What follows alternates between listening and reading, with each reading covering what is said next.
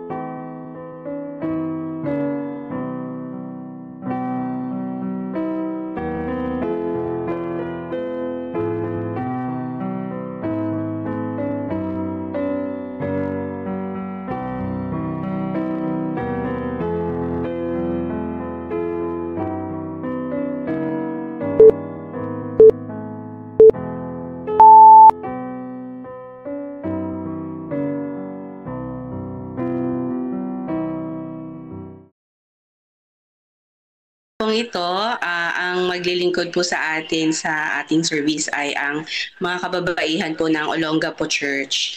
Ngunit bago po tayo magsimula, tayo po muna po ay yupo ko para po sa isang panalangin.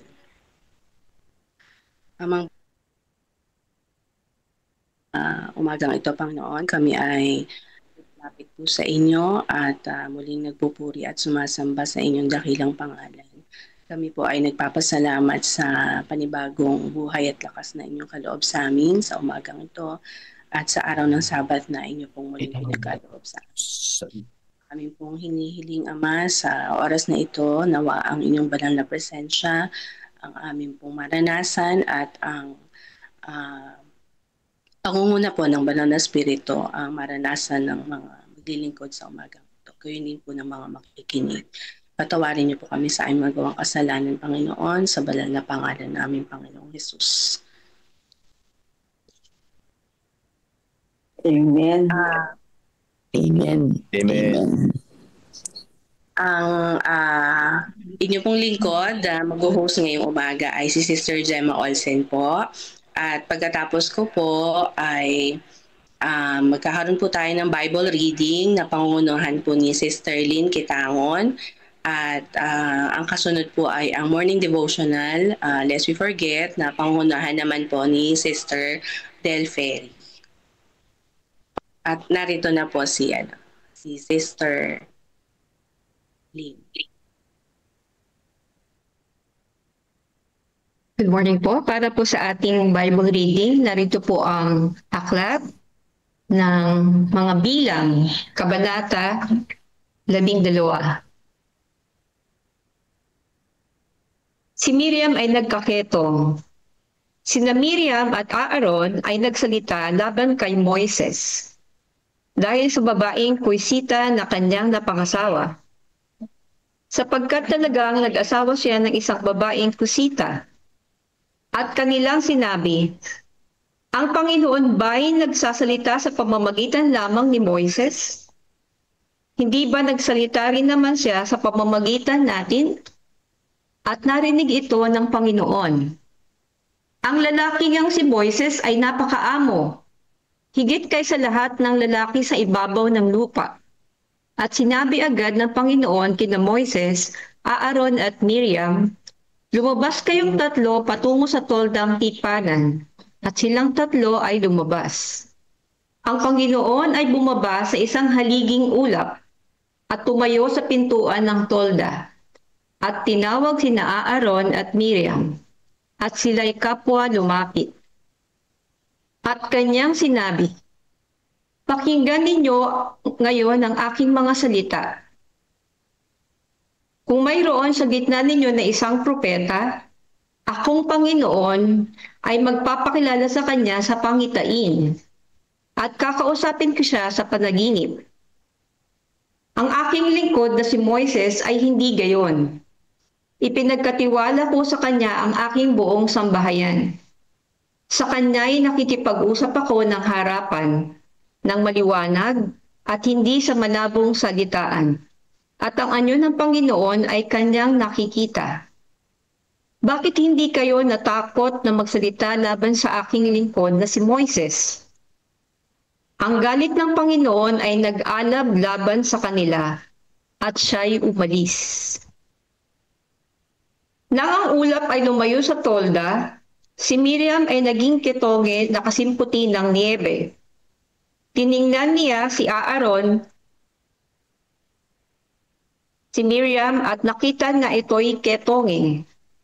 At sinabi ni Aaron kay Moises, O Panginoon ko, huwag mong kaming parusahan, sapagkat gumawa kami may kahangalan at kami ay nagkasala.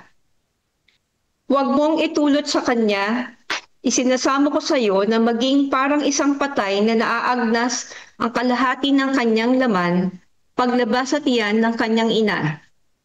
At tumawag si Moises sa Panginoon. Pagpagalingin mo siya, O Diyos, ipinapakiusap ko sa iyo.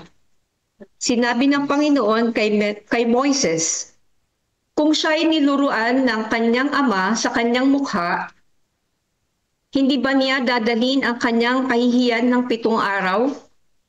Kulungin siyang 7 araw sa labas ng kampo at pagkatapos ay madadala siyang muli sa loob. Si Miriam ay 7 araw na kinulong sa labas ng kampo at ang bayan ay hindi umalis upang maglakbay hanggang si Miriam ay nadalang muli sa loob. Pagkatapos nito ay naglakbay ang bayan mula sa Haserot at nagkampo sa ilang ng Paran. Amen. Amen. Amen. Amen. Amen. Para po sa ating reflection, ang Kabanata 12 ay nagtuturo tungkol sa kahalagahan ng pagpapakumbaba, paggalang sa otoridad na itinalaga ng Diyos, at ang mga panganib ng pagtatangi at chismis, gaya ng ipinakita ng hamon ni Miriam at Aaron sa pamumuno ni Moises at ang kanya mapagkumbabang tugon sa Diyos. Kabilang sa mga pangunahing pagninilay-nilay ang pagkilala na ang mga piniling pinuno ng Diyos kahit na hinamon ay nararapat na igalang. Na ang tunay na pagpapakumbaba ay isang lakas, hindi isang kahinaan. At ang pagsasalita laban sa gayong mga pinuno ay nagdudulot ng banal na galit kahit na ang biyaya ng Diyos ay nagpapahintulot sa pagsisisi at pagpapatawad. Mga lessons po natin mula sa kwentong ito ni Miriam. Una, paumanhin po sa English yung aking reflection. Be cautious when questioning leaders. Think critically before criticizing leaders. Questioning them without proper respect can be seen as questioning God. Ito po ay tunay na nangyari sa kasaysayan ni Miriam. Nakita po natin na dahil sa ginawa nila ni Aaron na kanilang inintriga o pinag-usapan ang napangasawa ni Moises na isang kusita. Ang isang kusita po ay parang katulad po ng Afrikana na maitim po ang kulay ng, brown po ang kulay ng kanyang balat. Naging prejudice po sila sa babaeng iyon kung kaya ang Panginoon ay hindi nalugod. Cultivate humility. Strive for humility in your own life, recognizing your own potential for sin while also valuing the gifts and calling of others. Dito po natin nakita na kahit na kapatid po nila si Moises at alam nilang si Moises po ay isang mapagkumbabang tao at kinalugdan ng Panginoon, ay hindi sila natakot na siya ay pintasan at pag-usapan. At mistulang ang kanyang tungkulin ay kanila pong iniintriga na para bang iniisip nila na sila din ay karapat-dapat na kilalanin ng Panginoon pag sila ay nakakapagsalita sa in behalf of God na nakakapagsalita sila. Promote unity. Instead of participating in gossip and division, work to build a united and harmonious community by showing compassion and striving for reconciliation. Tama nga naman na instead na pinag-uusapan natin ng isang tao, ang isang leader, ay dapat lamang na irespeto natin at hindi natin siya iniintriga ang kanyang posisyon. Ano man ang kanyang kahinaan, lalo't katulad ni Moises, nakita natin kung paano siyang kinalugdan ng Panginoon. Hindi po ba mas nakakatakot yun dahil ang Panginoon ay nakakausap niya ng mukhaan. Sa panahon natin ngayon, hindi ba ang Panginoon ay invisible? Tayo ay nananalangin lamang yung sa ano natin, sa imagination natin na nandiyan ang Panginoon. Ngunit si Moises ay kakaiba. Hindi po ba mas nakakatakot yung ganoon? At sa kalagayang iyon ni Aaron at ni Miriam ay dapat na mas higit nilang tulungan si Moises upang nahihirapan na nga siya, di ba, na mag-lead dahil ang daming tao. Dapat para magkaisa ay mas tulungan nila siya, mag-isip sila ng paraan kung paano niyang i-lead ang napakaraming tao. And last, embrace discipline with repentance. When disciplined for sin, accept correction, repent, and trust in God's mercy for restoration. Sa nangyaring yun kay Miriam ay hindi po ba't nakakalungkot siya ay naparusahan dahil sa kanyang ginawa. Sa pagkakataong yun ay tunay na makakaramdam ka ng pagsisisi at parang masasabi mong nahuli yung pagsisisi mo na nagkamali ka, nagalit ang Diyos sa'yo, nagkaroon ka ng keto, nagkaroon ka ng sakit na yung maaring ikamatay mo. Di ba ba't nakakatakot yun? Kaya dapat lamang na lagi tayong maging determinado na maglingkod sa Panginoon at disiplinahin ang ating sarili, maging mapagkumbaba at sumakad tayo ng may pagtatapat sa ating Panginoon. Yun lamang po ang aking maibabahagi. Amen. Amen. Amen. Thank you so much po. Amen. Amen. Thank you so much po, Ate Lynn. Meron pa po sa ating gustong mag-share ng reflection sa nabasang chapter. Sistema. Yes po. And good morning. Happy first morning po sa inyo lahat. Dito po sa Numbers bilang Kapitulo 12, ito po ay kwento ng tatlong magkakapatid ni Aaron, ni Miriam at saka ni Moses, na kung saan dito nakita natin sa kwento, nabasa natin sa kwento na nagreklamo si Miriam dahil iba yung trato ng Panginoon kay Moses kaysa sa kanilang dalawa ni Aaron. Kaya nagtanong siya, sabi niya, sa kay Moses lang daw ba ang Panginoon umaayon? Kaya ito'y pinakita sa atin dito na na dahil dito pinarusahan si Miriam at siya nga ay nagkaroon ng ketong dahil sa kanyang ginawa.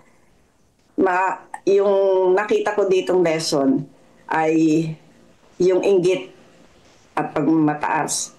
Inggit kasi nakita nila hindi nila naunawaan na yung kanilang pagrereklamo ay nagdulot ng pagkainggit na kung saan nakita nila, nagkaroon sila ng pagdududa doon sa otoridad na ibinigay ng Panginoon kay Moses. Kaya sa ating nga din dito sa ating kapanahunan, sabi nga ang Panginoon ang naglalagay, di ba kapag tayo ay nagkakaroon ng mga halalan, ay ating isinasama yon, pinagpipray yun ng napakahabang panahon para i-guide tayo ng Panginoon. At hindi tayo ang pumipili nun. Pinapanalangin natin na ang Diyos ang pumipili nun. Kaya sabi sa atin, magpakumbaba tayo sa mga ganitong mga pangyayari sapagkat bilang masunurin ang ugali natin na mapagkumbaba ang nagiging dahilan upang tayo ay maging kalugod-lugod sa mata ng ating Diyos. Yung kapangyarihan ng panalangin, di ba, pagkatapos nilang magreklamo, nagkaroon ng ketong si Miriam, subalit hindi gumanti si Moses. Ganun siya kababa, di ba? Hindi siya gumanti, hindi siya nagsalita na anuman. Kung magkos, kanyang ipinanalangin pinanalangin sila. At yung kapangyarihan na otoridad na ipinagkaloob sa kanya ng Panginoon, pati yung kanyang panalangin ay dininig ng Panginoon yon. Pero may consequence yung ginawa nung magkapatid. Kaya nga nagkaroon siya, doon na 7 araw na siya ay nakaranas ng ketong. Sa ating pang-araw-araw na buhay, madalas tayong nakakaramdam ng mga ganito na kung saan minsan sa ating mga leader, sa ating kapwa ay higit sa lahat sa mga leader, nakakaramdam tayo ng inggit, hindi pagkaunawa sa kanila. Minsan, di po ba, totoo naman to na nangyayari. Pero yung kwento sa bilang 12 ay nagtuturo sa atin na ipagkatiwala natin sa Diyos ang lahat ng bagay. Iwasan natin yung paghusga at maging mapagkumbaba tayo. Sapagkat sabi nga, ang pagpapatawad at ang ating panalangin para sa iba, tulad ng ginawa ni Moses, nagpapakita ito ng tunay na pagmamahal at pananampalataya. Kaya kapag may nararamdaman tayong gano'n, ang gawin natin, ilapit natin sa Panginoon, idulog natin, hilingin natin sa Panginoon na patawarin tayo. At siyak naman ang Panginoon ay makikinig sa atin sa ating gagawing pagpapakumbaba. Hindi dahilan sa tayo ay gusto natin na tayo ay patawarin, kundi kasalanan talaga natin yung ganon, yung ugaling ganon na pagkainggit. Kaya iwasan natin yun dahil hindi yung kalugod-lugod sa Panginoon. Salamat po. God bless. Ayos. Thank you po, Sister Net. Sabi po dito sa ating chat box, ang mula po sa headquarters, this manifestation of the Lord's displeasure was designed to be a warning to all Israel, to check the growing spirit of discontent and insubordination. If Miriam's envy and dissatisfaction had not been singularly rebuked, it would have resulted in great evil. Envy is one of the most satanic traits that can exist in the human heart, and it is one of the most baleful in its effects. It was envy that first caused discord in heaven, and its indulgence has wrought untold evil among men. Where envying and strife is, there is confusion and every evil work. Sabi po yan sa James chapter 3 verse 16 sa Patriarchs and Prophets, page 384 and 385. Meron pa pong gustong mag-share ng reflection?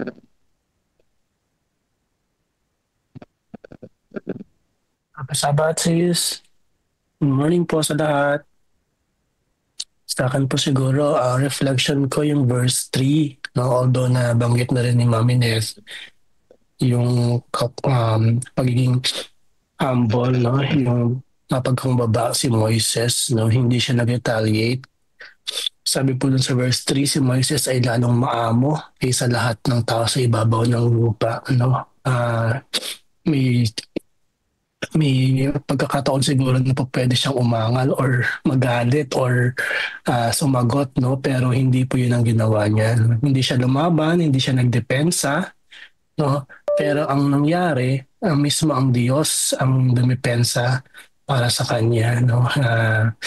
So siguro po yung lesson po natin doon, no? Kung meron mga nag-uusig, no, sa atin, ang mismong Panginoon ang siyang tatayo lalaban para sa atin. Siya mismo ang magdedepensa sa atin, no? And sa ating kapanahunan ngayon, marahil ito rin ay nangyayari, no, sa setting siguro ng ating pong mga kumaga yung mga may katungkulan, di po ba? Nangyayari rin pa marahil ito sa loob din ng iglesia, no? So siguro isang paalala rin ito na igalang natin ang ating mga namumuno, no, sa especially sa local church na lang, no, sa ating mga local churches. Ang ating mga leaders ay dumaan yan sa maraming mga panalangin, no, bago sila nailuklok bilang mga leaders, di po ba? So may mga nominating committee, may special nominating committee, bago tayo nagkaroon ng mga elders, deacon, deaconess, di po ba? So treasurer, yan, clerks, di po ba? So ipinanalangin po natin at hiningi ang basbas ng Panginoon para po sa kanila, ng ating mga pastors, no? So pagka meron po tayong mga activities, mga programs, naniniwala po tayo na sila po ang nangunguna sa atin. So marahil may mga pagkakataon na hindi tayo nagkakaisa or hindi tayo sumasang-ayon, pero dapat po yung mga puna ay maging constructive, no, hindi destructive, no. Yun po yung siguro yung life application na pwede natin matutunan dito, na hindi para sirain natin ang isa't isa, kundi magtulungan po tayo sa gawain ng Panginoon. Yan lang po. Salamat po. Thank you po, Brother Edmond. Sabi po dito sa chat box, basahin ko lang din po, ang connection ng Numbers 12 sa tatlong mensahe ng anghel sa Apokalipsis chapter 14, 6 to 12. Ang unang mensahe ng anghel ay tumatawag na matakot sa Diyos at luwalhatiin siya. Paalala ng bilang 12 na ang pagmamataas at pagkainggit ay kumakain ng kaluwalhatian ng Diyos, samantalang ang pagpapakumbaba at pagsunod ay nagbibigay ng karangalan sa Kanya. Ang ikalawang mensahe ng anghel ay nagbababala laban sa Babylonia, isang sistemang nakatayo sa pagrerebelde at pagmamataas ng tao. Ang pagrerebelde ni Miriam ay sumasalamin sa parehong espiritu at ipinapakita ng disiplina ng Diyos ang kanyang panawagan na humiwalay sa kasalanan. Ang ikatlong mensahe ng anghel ay nagbababala laban sa pagsamba sa hayop at sa pagtanggap ng kanyang tanda. Kung paanong itinanggi ng Diyos si Moises bilang kanyang tapat na itinangi ng Diyos si Moises bilang kanyang tapat na lingkod, gayon din sa mga huling araw, magkakaroon ng Diyos ng isang bayan na tumutupad sa kanyang mga utos at may pananampalataya kay Jesus na nanatiling tapat laban sa lahat ng pagsubok. Meron pa pong gustong mag-reflect? Meron pa po tayong 6 minutes. Okay, saglit. Konti lang. Sige po, Pastor. Good morning po. Okay, so napagandang kwento po ito, no? Si Moses bilang leader, tinalaga ng Panginoon. Mismong immediate, no? Family, kapatid niya. Kaya ang inggit talaga, walang pinipili. Kahit mismo yung pinakamalapit sa'yo. ay pwede kang gawan ng masamang pag-iisip at pananalita. So kaya babantayan talaga natin kasi walang pinipili na posisyon at relasyon pag pumasok talaga yung inggit. Kaya isa pong paalala sa atin na i-check talaga natin yung ating nasa puso at isip. So, siyasatin natin dahil pwedeng pumasok ang inggit kahit ano pa man ang iyong kalagayan dito sa lupa. Kaya yung mga bulungan, criticism ay nangyayari dahil yun yan, nag-uumpisa sa pag-question sa otoridad ng ating mga leaders. Tapos hindi nila namamalayan, lumalaki na yun. Pero ang good news, naririnig ng Diyos ang bawat kritisismo, bulungan. Kaya ang Panginoon din yung magtatanggol sa ating mga leaders at sa atin mismo na pinagbubulungan ay God will fight for us and God will fight our leaders. Pero ang isa sa nakita ko dito ay sa verse 12, no? At tumawag si Moses sa Panginoon, pagalingin mo siya, O Diyos, pinapakiusap ko sa iyo. Sa kabila na ganun yung naging ginawa ng kapatid ni Moses, si Miriam, ay yung panalangin niya ay gayon na lamang tungkol pa rin sa kabutihan at kagalingan ng kanyang mahal na kapatid ang kanyang panalangin. Kaya si Moses talagang ang description sa kanya ay napakaamo. Kaya kapag maamo ka, hindi ka talaga magre-retaliate, hindi ka gaganti. Dadalhin mo laban sa Panginoon. Kumbaga, this fight is not for you, but this is the fight of God. Kaya si Moses naging talagang maamo siya kasi sa Exodus sinabi niya nga na Panginoon, alisin mo na lang yung pangalan ko sa aklat ng buhay kaysa sa patayin mo itong bansang Israel. So just imagine, kahit yung buhay niya ay mawala, maligtas lang bansang Israel. Nakita natin kung gaano yun nahubog yung karakter ni Moses. Kasi lagi niyang kausap ang Diyos. Kaya kapag lagi mong kausap ang Diyos, yung karakter ng Diyos, magre-reflect talaga sa iyo. Constant beholding, you will be changed. Kaya yung pinapakita dito, para sa akin, the character of Moses is the character of Christ. Amen. Kasi kausap niya lagi ang Diyos. Amen.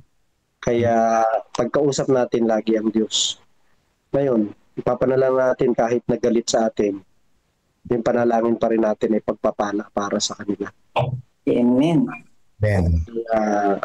Yun po ang kailangan po nating gawin, maging malapit tayo sa Panginoon. And one more thing, God wants to save others through us. God wants to save us, God wants to save you, and God wants to save others through you and through me. Number one, through prayers. Amen. Nakikinig pa ako ng sermon ni David Shin, Dr. David Shin. The man of power is the man of prayer. Matindi yung kanyang exposition tungkol sa napakahalagang intercessory prayer. The more you pray sa ibang tao, matindi po ang epekto nun. Kaya kapag pinag-pray mo yung enemy mo, yung galit sa'yo, nakikita mo, magiging maganda ang relasyon nyo sa isa't isa at nakikita mo kung paano kumilos ang Panginoon sa buhay ng taong pinapanalangin mo. Kaya ang ganda po ng kwentong ito na talagang nagpaalala sa atin that the character of Moses reflected the character of Christ because he always talked with God. Good morning po. God first mo. Amen. Amen. Amen. Amen. Napakaganda, Pastor Mark. Oo nga. Susog lang ako doon sa ano ni Brother Edmond. Yung sabi niya nga doon, yung sa verse 3, na pinagtanggol ng Panginoon doon si Moses, na kung saan talaga parang nakakaano yun, Pastor, di ba? Ang sarap ng pakiramdam, mismo ang Panginoon na magsasabi na sa lahat ng tao, siya lang, sabi gano'n ng Panginoon, siya lang ang nakita kong may maamong loob, na tayo ang ipagtatanggol kapag tayo talaga ay sumampalataya sa Kanya, tayo ay nakikinig sa Kanya, lagi natin siya kasama, sabi nga ni Pastor, kausapin natin siya, maya kung ano yung mga pangailangan natin. Sabihin lang, lahat idepende natin sa ating Panginoon, sa ating buhay. At tiyak na tiyak, tayo ay ipagtatanggol ng Panginoon sa lahat ng mga sama ng sanlibutan na darating sa atin. Alright. Amen. Thank you po. Finally, basahin ko na lang po yung last dito. Yung message po mula sa headquarters.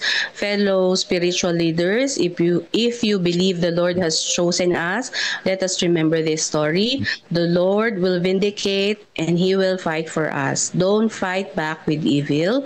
Let us be humble like Moses. Admit we are vulnerable, but God's grace is sufficient for us all. Amen. Okay, dahil 4:31 na po, tayo po ay magpo-proceed na po sa ating morning devotional. At ang manguna po sa atin ay si Sister Del Ferry. Good morning po at happy Sabbath sa lahat na nanonood at nakikinig. Ang ating pong morning devotional ay may pumagat na paglilinaw sa suliranin. Ang ating pong talatang, ang key text po natin ay matatagpuan sa 2 Timothy 2:15. Pagsikapan mong humarap na subok sa Diyos, manggagawang walang anumang dapat ikahiya na gumagamit ng wasto sa salita ng katotohanan. Pakalinaw po at napakaganda. Noong August 15, 1888, 2 buwan bago ang simula ng pagpupulong ng General Conference, sumulat si Ellen White ng isang makapangyarihang liham sa mga minamahal na kapatid na magtitipon sa General Conference na nagtuturo sa mga suliranin na nasa puso ng tunggalian sa teorya. Pakinggang mabuti ang kanyang mga pasanin at ang kanyang mga tema. Sa kapakumbabaan ng pag-iisip na may espiritu ni Kristo, maingat na sinaliksik ang mga kapakumbabaan ng pag-iisip. Na may espiritu ni Kristo, maingat na saliksikin ang kasulatan upang makita kung ano ang katotohanan. Walang mawawala sa katotohanan kung sisriing mabuti. Bayaan ang salita ng Diyos ang mangusap para... Okay mga kapatid, sandali lang, restart ko lang. Ayaw bumukas yung aking camera. Ayan. Marami sa ating mga ministro na nakahanda ang ibang ibig sabihin. Nakahandang ang iba. Ang ibig sabihin, sina Smith at Butler ang nagsaliksik ng kasulatan para sa kanila at tinanggap nila ang katotohanan mula sa kaniyang bibig bilang positibong katunayan. Ngunit hindi nila ito alam bilang katotohanan ng Biblia sa pamamagitan ng kanilang individual na pagsasaliksik at sa pamamagitan ng malalim na paggawa ng Espiritu ng Diyos sa kanilang mga puso at kaisipan. Kailangan masigit na maunawaan ng bawat isa sa ating mga tao katotohanan ng Biblia sapagkat tiyak na sila'y tatawagin sa harap ng mga konsilyo. Sila'y pupunahin ng mataas na kritikal na pag-iisip. Isang bagay ang tanggapin ang katotohanan at iba naman ay ang malaman ng katotohanan sa pamamagitan ng masisong pag-aral bilang mga estudyante ng Biblia. Napakarami ang nawawaglit, hindi dahil hindi nila pinag-aralan ang kanilang mga Biblia ng may pagluhod at may taimtim na panalangin sa Diyos upang ang pagsubok ng pagpasok ng salita ng Diyos ay magbigay liwanag sa kanilang pag-unawa. Ang isa sa pinakamalaking hadlang ng ating espiritual na tagumpay ay ang dakilang kakulangan ng pag-ibig at paggalang na nahahayag para sa isa't isa. Ito ang gawain ng kaaway na bumubuo ng espiritual na kanya-kanya at damdamin ng pagkanya-kanya at nararamdaman ng iba na ginagawa nila ang gawain ng Diyos sa pagpapatibay ng mga pagtatangi at inggit sa magkakapatid. Ang salita ng Diyos, ang dakilang tagatuklas ng kamalian. Dito'y kailangan dalhin ang lahat. Kailangan ng Biblia na maging ating pamantayan sa bawat doktrina at gawain. Kailangan pag-aralan natin ito na may paggalang. Hindi tayo dapat tumatanggap ng opinyon ni numan nang hindi ito inihahambing sa kasulatan. Narito ang otoridad ng Diyos na pinakamataas sa usapan ng pananampalataya. Sa ganitong mga kaisipan, natatagpuan natin ang ating antas para sa kasalukuyan. Napakalinaw, ano po? Ang aking reflection po dito sa ating binasa na sadyang ang bottom line is yung tungkol sa pagsasaliksik.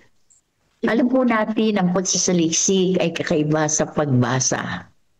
Pagbasa ay basta na lang dumadaan sa inyong mga mata, subalit walang sa kaisipan, kulang sa kaisipan at damdamin. Subalit ang pagsasaliksik ay yung tunay na gaya ng isang babaeng na wala ng mahalagang bagay, kumuha ng walis, kumuha ng ilaw, at sinaliksik hanggang dun sa mga ilalim ng mga kagamitan. Ganun po ang pagsasaliksik.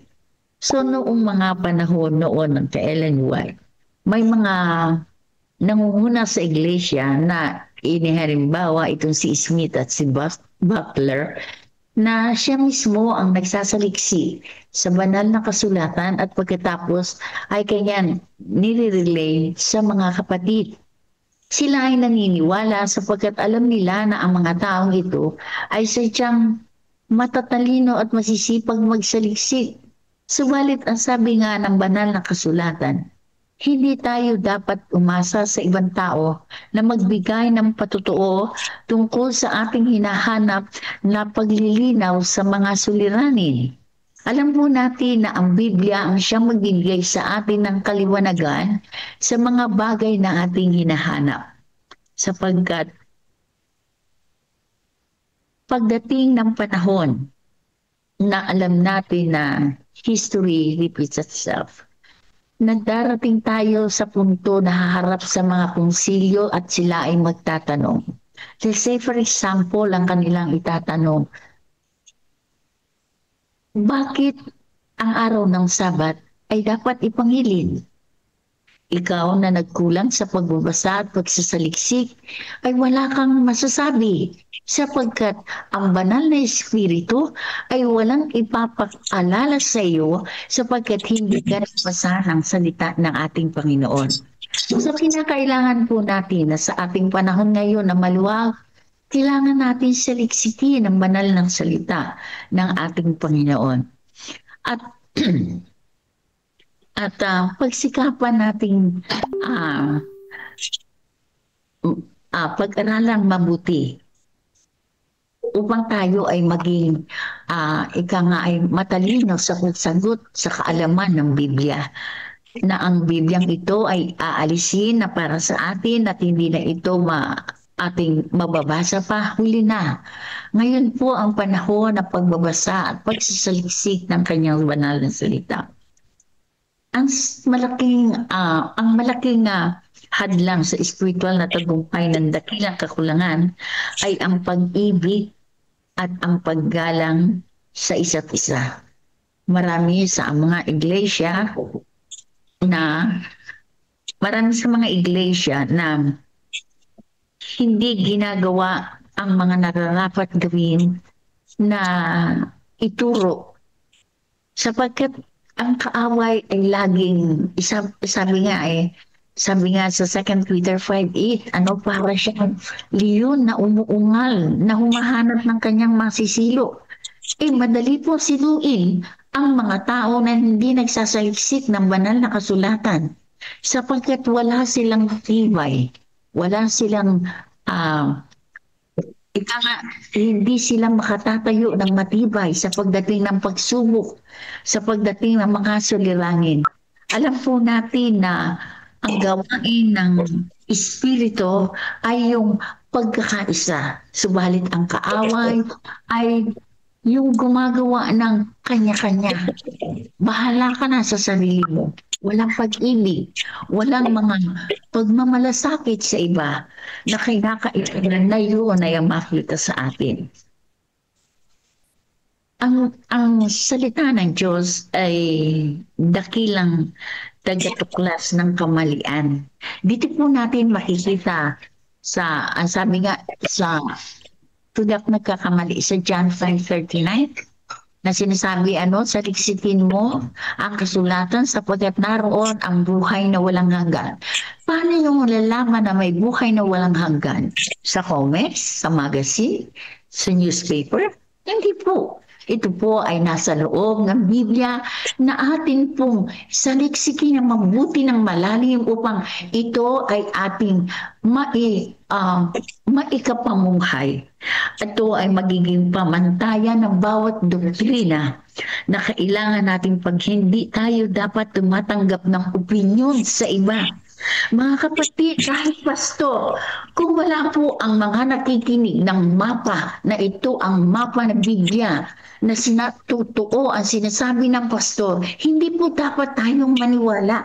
Tayo po mismo ang manaliksik, humanap ng mga katiwiran at kagaanan sa ating mga problema.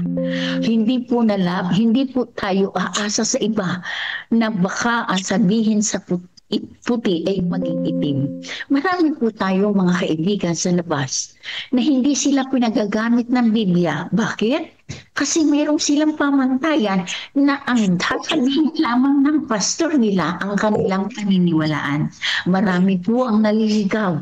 Marami po ang hindi nakakaalam. So sa atin, anak ng Diyos, habang tayo po ay may panahon pa upang basahin, saliksikin, pag-aralan ang salita ng Diyos, ngayon na po ito. Hindi po sa bukas, sa isang taon o sa isang buwan. Makikinig na lang. Ang sabi nga po ni Isaias, kanino ko ibibigay ang kahulugan ng mga bagay na ito doon sa mga nahiwalay sa suso. Ang ibig sabihin, kung tayo po ay nagsasaliksik, may sarili na po tayong kaisipan sa pagbabasa ng banal na kasulatan, hindi na po tayo aasa sa iba. Tayo na po ang makakita ng mga paglilinaw sa mga suliranin. Ang suliranin po ang siyang nagbibigay sa atin ng paglugmok sa ating pananampalataya. Upang tayo ay maging malakas, matibay.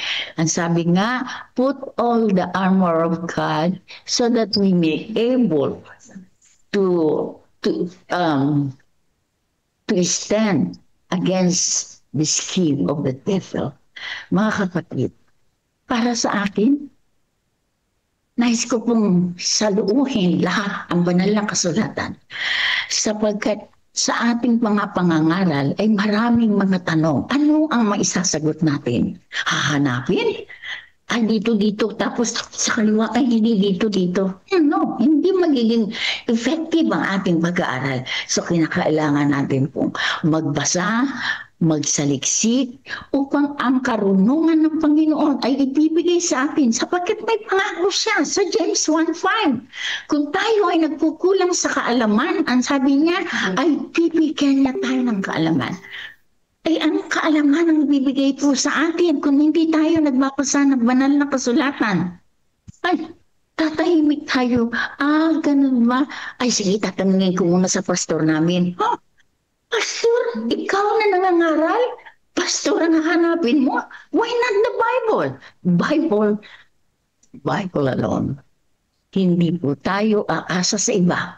Sapagkat tayo po pag umasa sa iba, ang kaaway ang sisingit at magbibigay sa atin ng pagkakahati-hati at ang mga paghihiwalay-hiwalay at hindi natin makikita ang paglilinaw ng suliranin. Hanggang doon po at maraming salamat. Amen. Thank you so much, Ate Bel. Yan. Sabi po mula sa ating headquarters, very interesting ang spiritual implication ng devotional reading natin ngayon. Related pa rin sa ating Bible reading. Ang linyang ito ay malinaw na nagsasabi, ang isa sa pinakamalaking hadlang sa ating spiritual na tagumpay ay ang dakilang kakulangan ng pag-ibig at paggalang na nahahayag para sa isa't isa. Ito'y gawain ng kaaway na bumuo ng spirito ng pagkakanya-kanya at damdamin ng pagkakanya-kanya at nararamdaman ng iba na ginagawa nila ang gawain ng Diyos sa pagpapatibay ng mga pagtatangi at inggit sa magkakapatid. Ang sabi po ni Pastor Ray, Lord, let us not settle for a second-hand message. Let's get to know God from His own word. Yan, salamat po. Meron pa pong gustong mag-share ng reflection?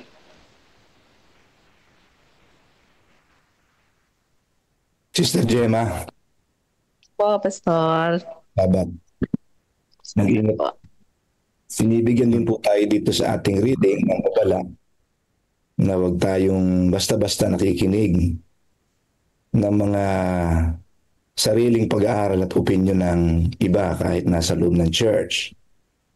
Ang ating pong church ay nag-establish sa pamamagitan ng mga malalim na pag-aaral at sinala ang mga pag-aaral na ito ng mga natuklasang katotohanan na nakasaad sa Biblia, na sinala po ito ng hindi lamang isang tao kundi ng isang grupo ng mga taong mapag-aral ng Biblia na kinilala ng ating church. Meron kayong maririnig ng mga opinion at mga pag-aaral na rin na ginawa na hindi ho tinanggap ng ating iglesia.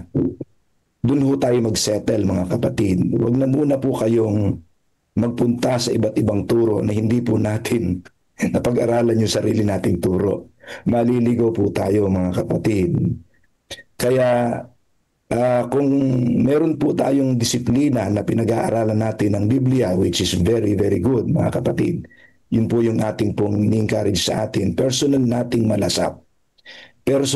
malasap ang nasumpungan ng ating mga leaders na umupo para ito ay pag-aralan. Bago tayo pumunta sa mga iba't ibang mga aral, ay atin munang i-master ang ating aral. Kasi baka doon po mismo maligaw tayo. Ito yung open na pwede natin gawin. Babala lang po, mga kapatid, kasi meron po mga bumabangon na turo sa ating church, lalo na nanonood kayo ng YouTube at iba't iba, hindi nyo po masasala yun, hindi natin kayang salain.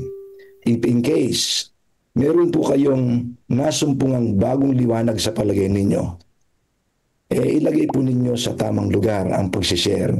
Ibahagi ninyo sa mga otoridad ng ating church para sa gayon masala mabuti. Baka meron po tayong mga bagong ng liwanag na nasusumpungan, ay dalhin po natin sa isang tamang forum para yan po ay masala, ma-review ng mabuti, at baka nga po hindi pa nasusumpungan yung inyong nasumpungan. Mga kapatid, marami pong salamat at sana po ay mag-settle tayo dito sa ating binasa na magkaisa tayo sa isang direksyon na mahalin ang salita ng Diyos at tuklasin sa sarili natin ang mga natuklasan ng ating pong mga leaders ay tunay nga na yun ang katotohanan. Salamat po. Thank you po, Pastor Jed. Meron pa pong gustong mag-reflect?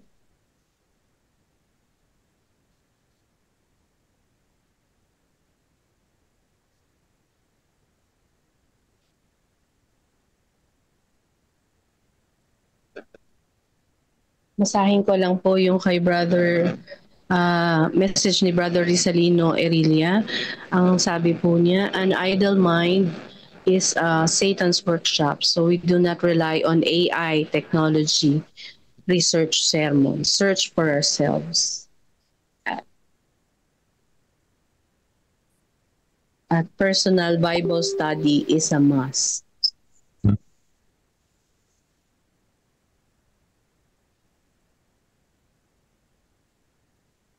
Meron pa pong gustong mag-share?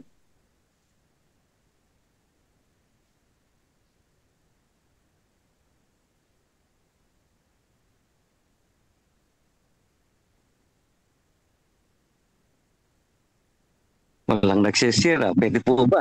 Sige po. Mukhang tahimik yung ating mga kapatid. Tama po yung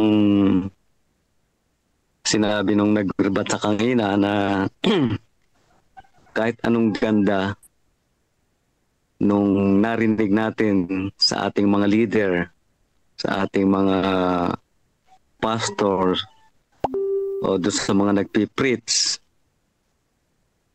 dapat po talagang hindi natin basta tatanggapin dahil kung napakaganda, kundi suriin po natin mabuti, ihambing po natin doon sa mga talata na kanilang sinabi at tayo mismo sa ating sarili ang makakita. Para po yung story doon sa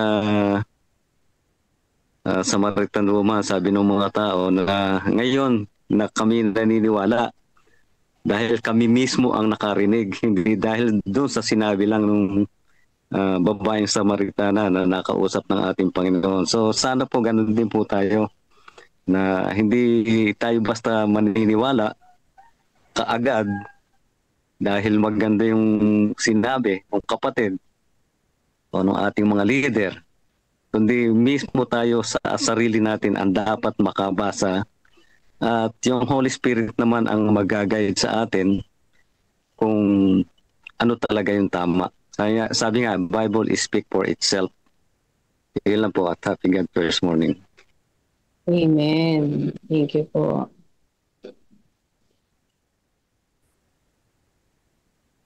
Meron pa po Happy God first morning, everyone, and happy Sabbath. Ang aking pong simpleng reflection dyan ay para naman doon sa ating pong mga kapatid na hindi pinalad na makapunta sa school at hindi marunong magbasa, ay bahagi po sa kanila yung makinig at balansihin ang lahat ng pinakikinggan. Naalala ko yung aking lola noong siya ay nabubuhay pa. Siya ay hindi po marunong magbasa. Pero mas maayos at maganda ang kanyang espiritualidad kumpara doon sa marunong magbasa ng Biblia. Ang ibig ko pong sabihin, kung tayo ay nagbabasa lang ng Biblia, nagsasaliksik lang ng Biblia, para mayroon tayong sabihin, mayroon po tayong isagot sa lahat ng mga tanong, ay parang kulang po. Yung pong binabasa sa banal na kasulatan, una dapat nakikita sa atin pong buhay.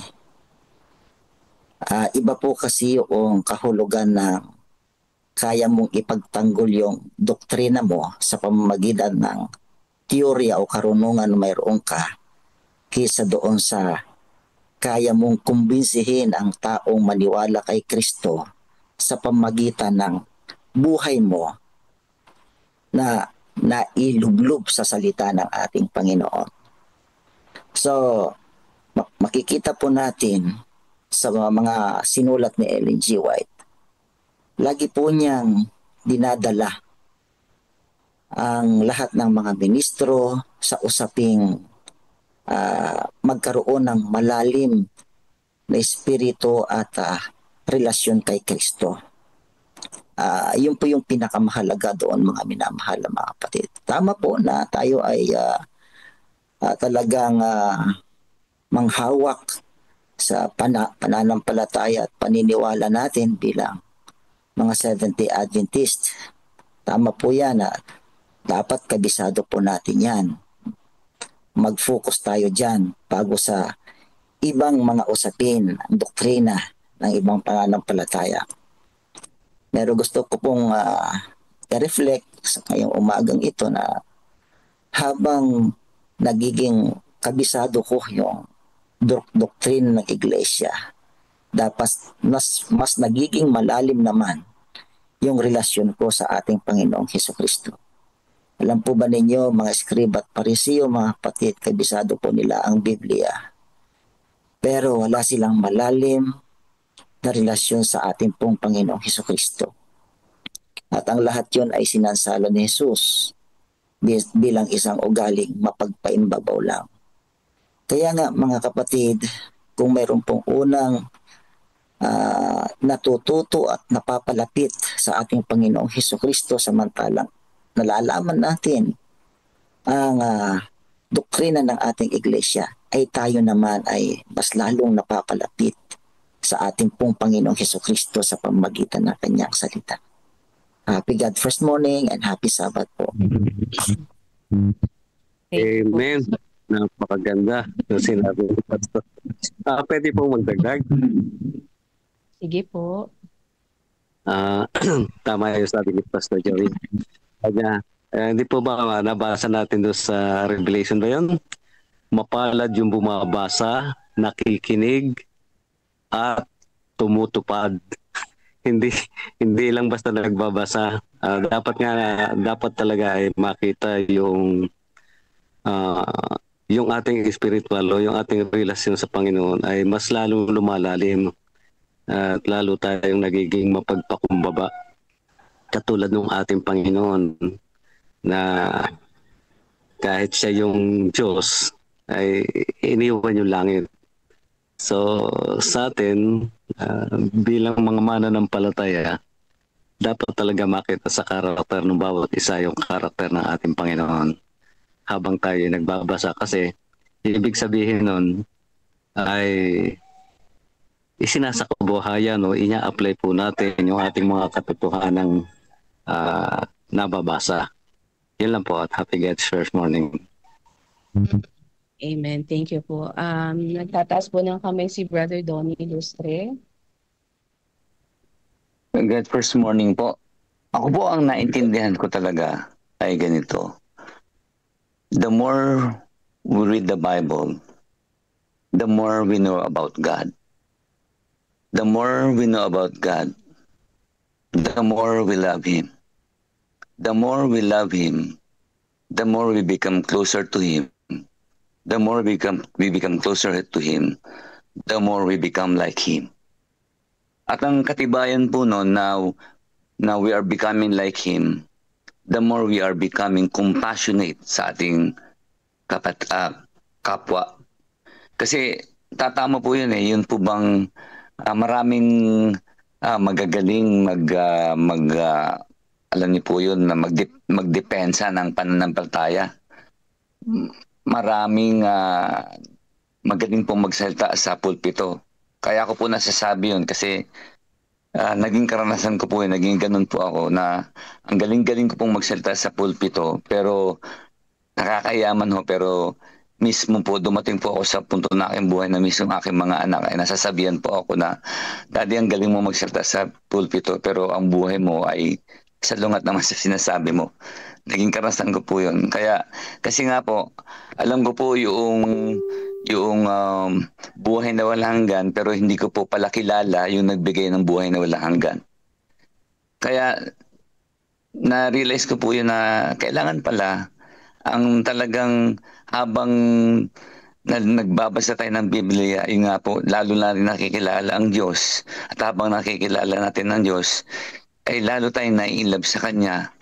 At habang na-inlove nga po tayo sa Kanya, lalo tayong napapalapit at lalo tayong nagiging kagaya niya yung character. Yun lang po at God First Morning. Amen. Amen. Thank you, Brother Tony.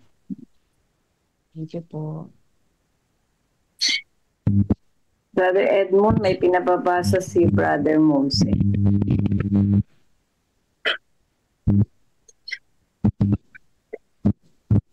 Iya. Pwede daw balikan. Hinahanap ko lang din po. Nandito sa akin, meron ako dito. Sabi po dito, sabi ni Brother Moises Canlas, sa church po, nag-ahalal nga ng mga board members na ginagamit ng Diyos. Pero nag-ahalal din ang Diablo na ginagamit din. Nagsabog ng mabuting binhi ang mga hasik at nagsabog din ng paninirang damo ang kaaway. Mateo chapter 13. Ibig lang po sabihin dito na talagang kailangan tayong lumapit sa Panginoon. Idudulog natin ito kasi dalawa po talaga ang naglalaban. Tunggali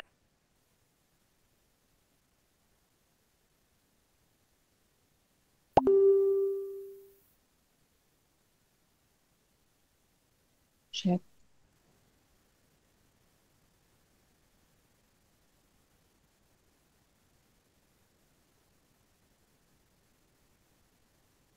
Mukhang naputol po si Sister Net. Habang Sige po, hinihintay ulit po tayo. habang hinihintay natin. Last na lang pong babasahin ko mula po kay Brother Mark Aldwin. Yes, read or discern between the lines and ask the Holy Spirit to talk with us. Minsan siguro wag naman mag-overthink. Hindi kasi lahat ng naririnig natin sa social media or sa pulpit ay para sa atin, or in short, don't counsel at the pulpit. God is giving us the power to comprehend the Bible if we are truly hungry and thirsty to His Word. Time check po is 5:01. So tatapusin na po natin ang ating devotional with a closing prayer ni Sister Del.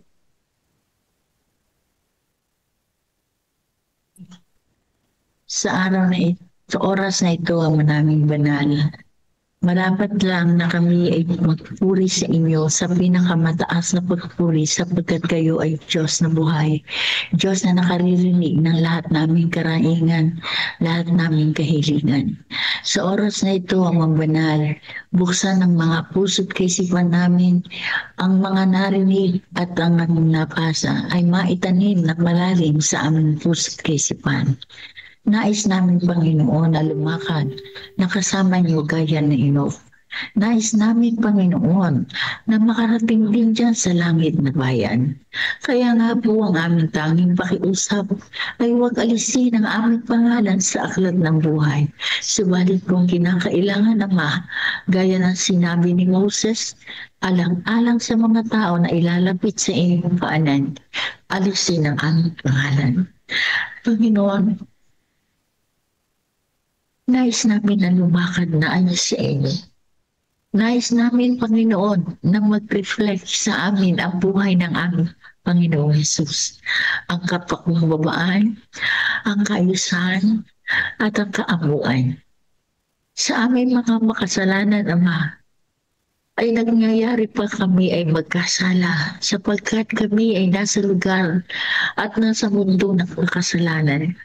Ang aming tanging kahilingan ng mga banal na kami ay inyong ilayo at sa kaaway at kami ay pasakop sa inyo ng lubusan upang siya ay lumayo sa amin.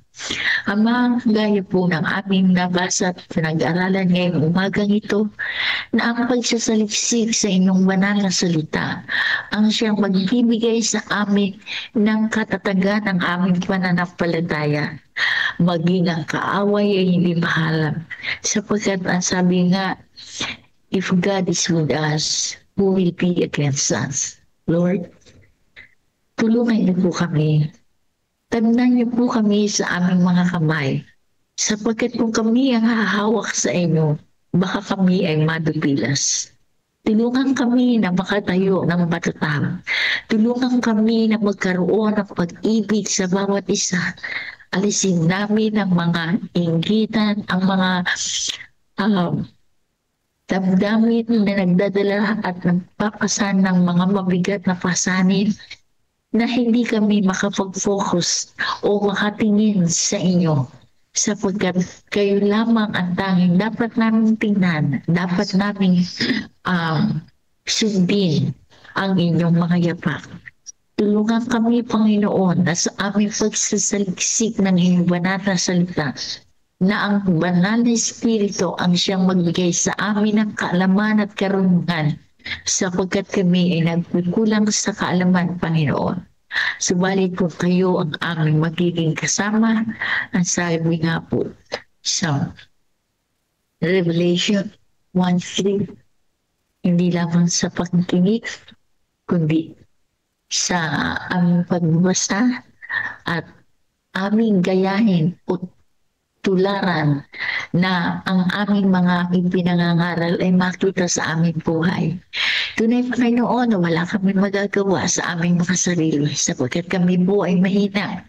Subalit sa magitan ng pagkikisama ng Banal na Espiritu, Ama, lahat ng bagay na nais namin, Panginoon, ay inyong pagkakaloob. Tulungan din po kami na gaya ng dalangin ni David, na likhaan kami ng malinis na puso upang kung magkagayon ang aming kaisipan ay laging nakatuon sa inyo. Sa mga bagay na pansalibutan ay huwag naming alalahanin, huwag kaming magkaroon, Panginoon, ng mga pag-aalinlangan sapagkat alam namin, Panginoon, na sa aming pagsunod, sa aming pagtupad, kayo ay nasa amin. Maraming salamat, Ama, sa inyong pagdugon, pagdinig, sapagkat ang bagay na aming hinihingi ay amin ang tinanggap sa pangalan ng aming Panginoong Jesus. Amen.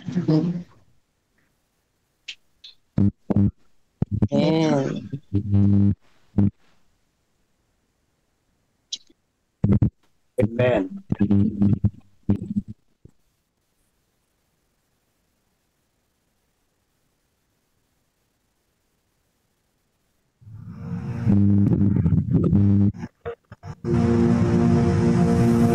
After Jesus returned to heaven, his disciples remained with the awesome task of taking the gospel to the whole world. Filled with the Holy Spirit, these men and women proclaimed the message they had received with boldness and power, reaching out to all corners of the then known world. But it was not without great opposition, first from the Jews, then from the Roman state. Many Christians were faithful to the point of death, suffering torture and humiliation from cheering onlookers at the Circus Maximus and Colosseum in Rome and throughout the empire. However, the blood of the martyrs only paved the way for the further spread of the gospel. After years of persecution by the Roman emperors, one of them, Constantine, professed conversion to Christianity in 312 AD. Now Christianity became popular, but it resulted in many pagan practices and symbols entering the church, particularly in Rome. The Bishop of Rome assumed more and more power and authority and began to oppose and oppress all who recognized Jesus alone as the head of the church and who accepted the Bible alone as the supreme authority. To escape this increasing persecution, God's true people withdrew to the wilderness areas of Europe. In northern Italy, the Waldenses took refuge in the mountains. While many were slain, the light continued to shine in the darkness. God was still in control, and he began to raise up men like Wycliffe, Huss, Tyndale, Luther, Calvin and Zwingli to stand for his truth. They stood for the Bible alone, faith alone, and Christ alone.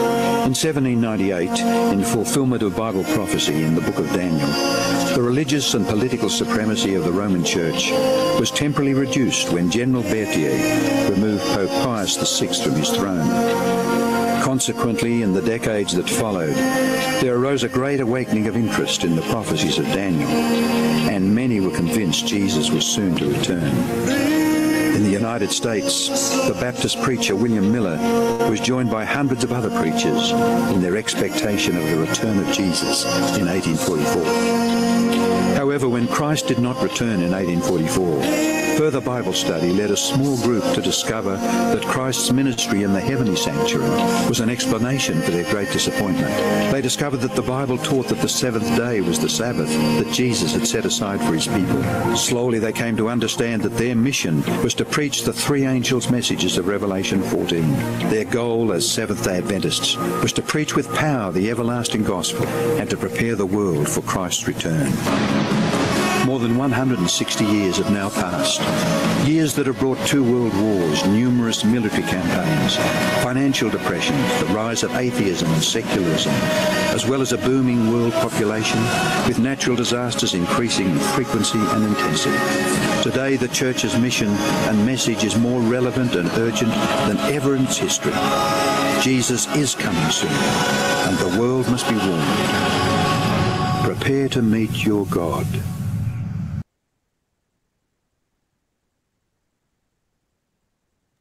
Amen. Amen. Sa next part po ng ating program, ang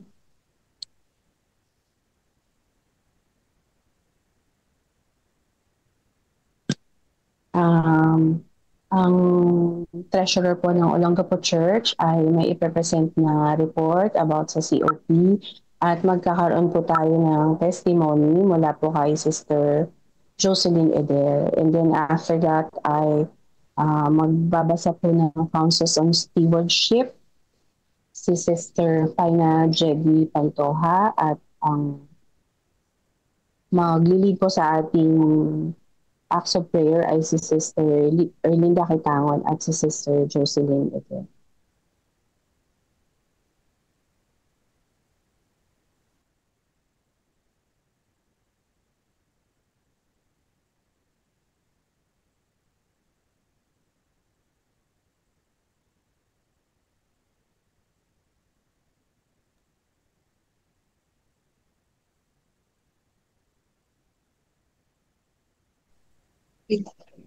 Happy God First Sabbath morning, brothers and sisters. Let me present to you the comparative report on tithes and offerings liberality index of January to July 2024 and January to July 2025 of Olongapo Seventh-day Adventist Church. Nais ko pong ipaunawa muli kung ano ang ibig sabihin ng liberality index. Ang ibig sabihin po nito, sa bawat 10 piso na tithe, magkano ang katapat na COP? Thanks. Ito po. So, Liberality Index Comparative Graph. Yung blue po ay sumasagisag or indicates 2024, and the red ones is 2025. So, January 2024, meron pong 1 peso and 52 centavos. Sa 2025 is 3 pesos and 89 centavos. Next po, makikita po natin February 2024, yung blue, 1 peso and 35 centavos. 2025, 3 pesos and 26 centavos. March 2024, 1 peso and 60 centavos. 2025, 4 pesos and 79 centavos. April 2024, 1 peso and 60 centavos. 2025, 3 pesos and 62 centavos. May 2024, 1 peso and 13 centavos. 2025, 3 pesos and 23 centavos. June 2024, 2 pesos and 60 centavos. 2025, 4 pesos and 66 centavos. July 2024, 2 pesos and 94 centavos. 2025, 4 pesos and 72 centavos. Sa total, ayan po, kapag pinagsama-sama po yung 2024 mula January hanggang July, meron po tayong 1 peso and 83 centavos. Doon naman po sa 2025, 3 pesos and 95 centavos. Ang ating pong focus is the Liberality Index. Ulitin ko po, sa bawat 10 piso, magkano po ang COP. At dito po sa chart, pinapakita na mayroon pong improvements or growth. So mayroon po tayong tingnan po natin sa next chart. So analysis from January to July 2024 to January to July 2025, there is an increase of 2 pesos and 12 centavos in Liberality Index. Okay? Nais ko rin pong magbigay ng reflection. Simpleng reflection po. So, kung makikita po natin ang 2 piso at mayroong 12 centavos ay maliit. Pero ito po ay nagpapakita ng malaking pananampalataya. Okay? So naalala ko po, nag-start po tayo noong panahon na wala pa po itong COP. Ang tingin po natin sa offering is kung ano po yung barya. In general, bagamat meron po talagang mga sumusunod na talagang meron na po. Ayon po sa aking mga naririnig sa mga kapatiran, wala pa pong COP, nagagawa na po nila. Pero I am talking of the general information. Na kapag nung wala pa pong COP, kapag sinabing offering, kung ano po yung maliit, yun po ang ating binibigay. So ibig kong sabihin, malaki na po ang nabago ng kampanya about COP. Nagpapakita po ito na mayroong growth, hindi lang sa value or amount, but the most important thing is there is a growth in faith. 1 year po ang kinuha po nating gap, pero meron pong growth in faith, and by faith, naniniwala po tayo na ito po ay magpapatuloy ng paglago. Hindi na po ito magdi-decrease by faith. Hindi na po ito bababa, kundi lalaki na po ito. Lalaki ng lalaki. Ipagpaumanhin po natin, hindi po namin binigay ang figure or amount because knowing that we are in social media. So, ito po ang aming report mula sa Olongapo Seventh-day Adventist Church. Maraming salamat po sa inyong lahat. Happy Sabbath po muli and God bless. Amen. Thank you po, Sister Jody. In Eder ay mag-share testimony about COP.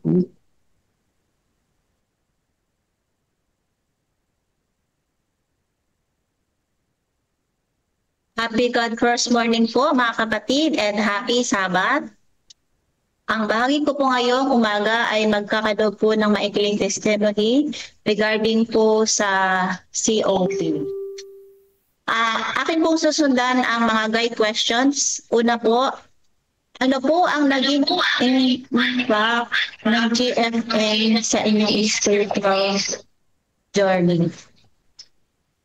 Alam niyo po, nung last year po na nag-umpisa po tayo ng ating pong God First Morning, talaga pong start po ay inumpisahan ko po yon. Sumasama po ako dati sa Zoom, pero nung nagkaroon po ng may biglang pumasok sa no isang session po natin sa Zoom na may biglang pumasok na iba. Nag-umpisa na po tayong magkaroon ng naghigpit na po sa pagpasok sa Zoom.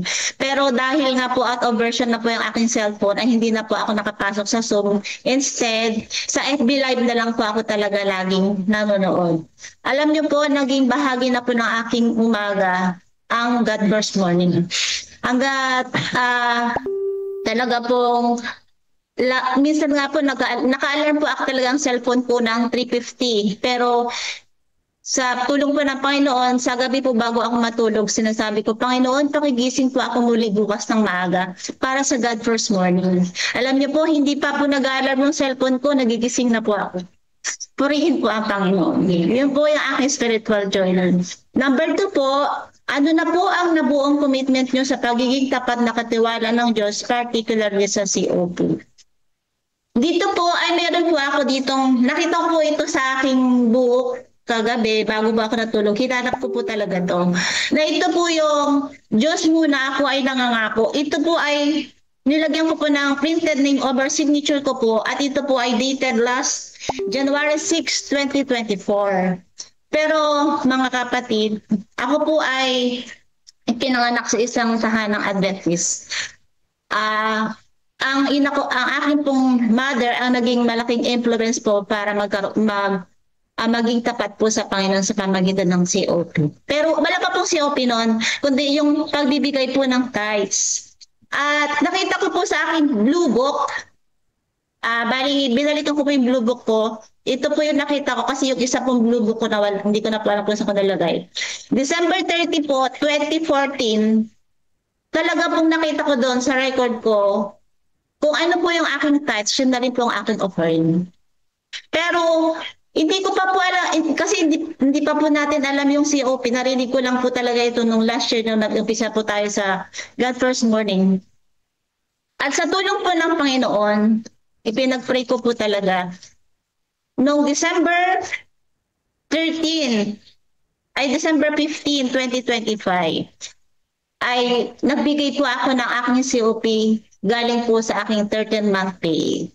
At yun nga po sa tulong ng Panginoon na gawa ko po yung talagang tithes na 10 and sa offering na 10% or more. So sa tulong ng Panginoon nagawa ko po yun. Praise the Lord.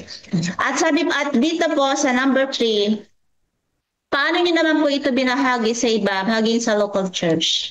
Dito po sa aming church, kung makikita nyo po yung report po ng aming pong treasurer, si Ma'am Jody Kasingan, talagang naging malaking tulong po na magkaroon po ng COP. Mas lalong naging malaking tulong. Kasi po, number 1 po kami sa mga diakonesa po, deacons and deaconesses.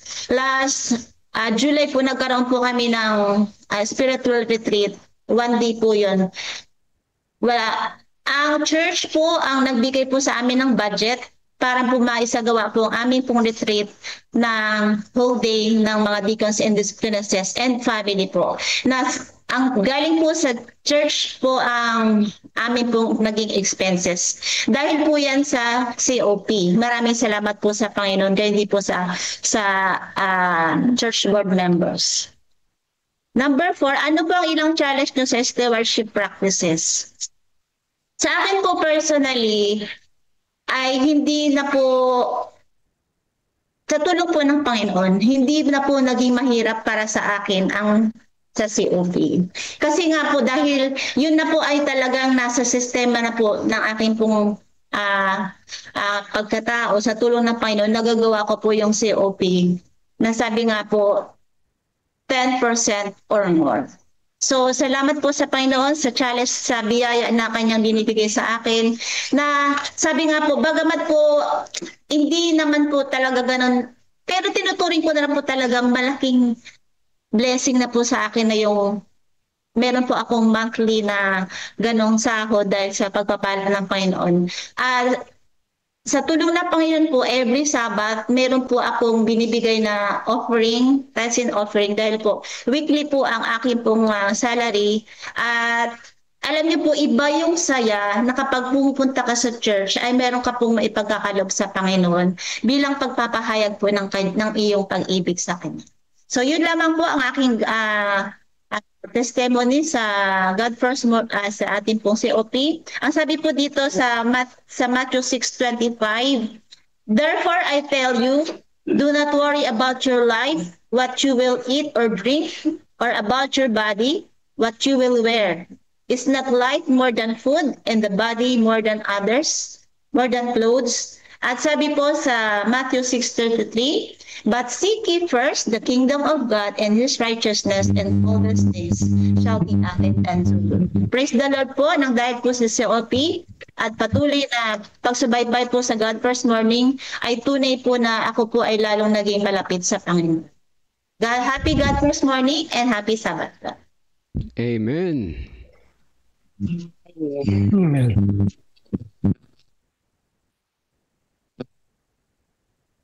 Okay, meron pa po tayo 6 minutes. Baka meron pa pong gustong mag-testimony.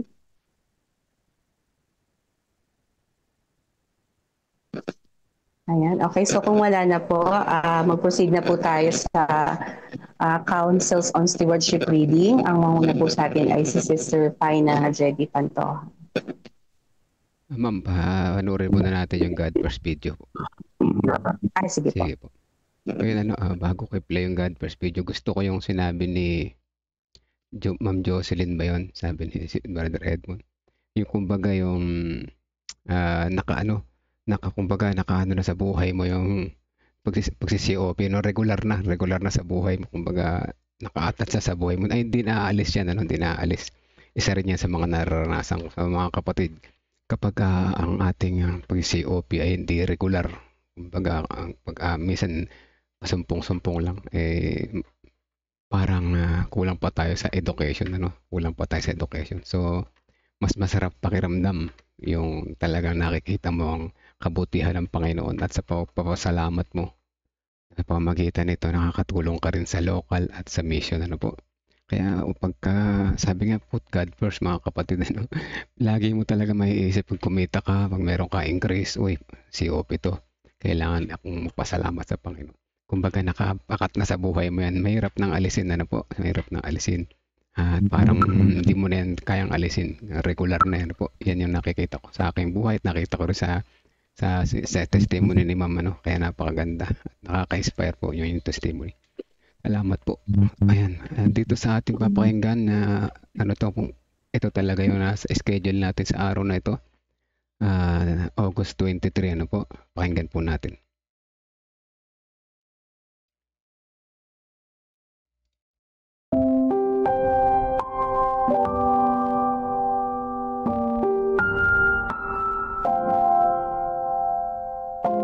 Ang araw na nagsaya ang langit, August 23. Offertory Reading Devotional.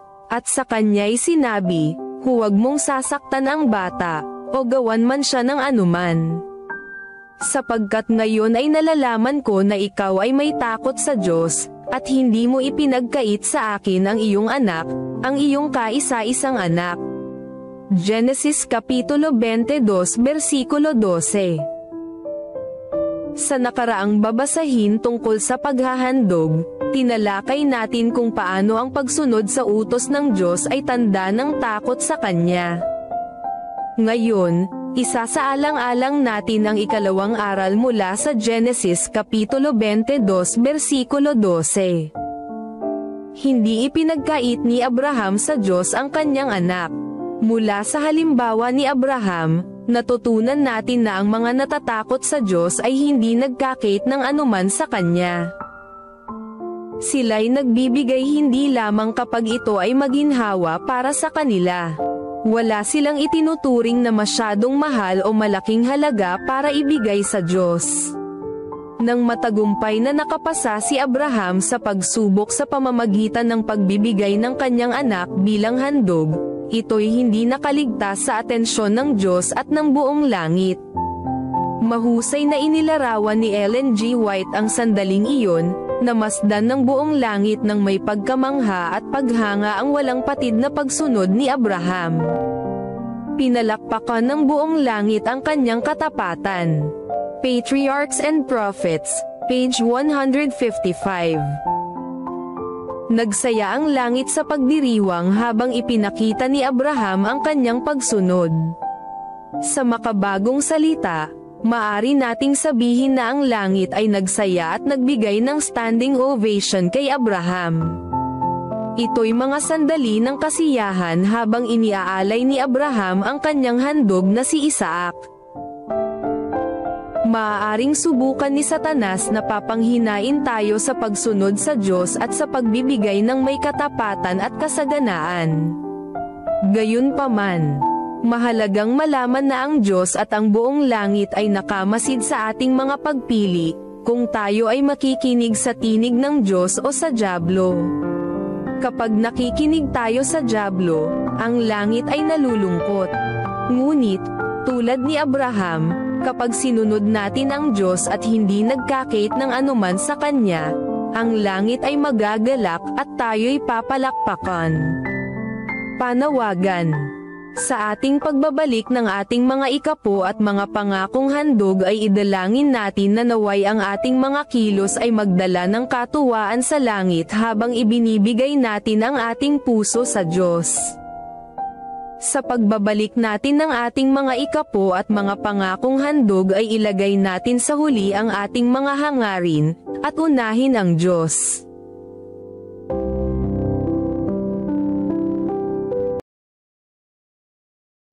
Amen. Amen.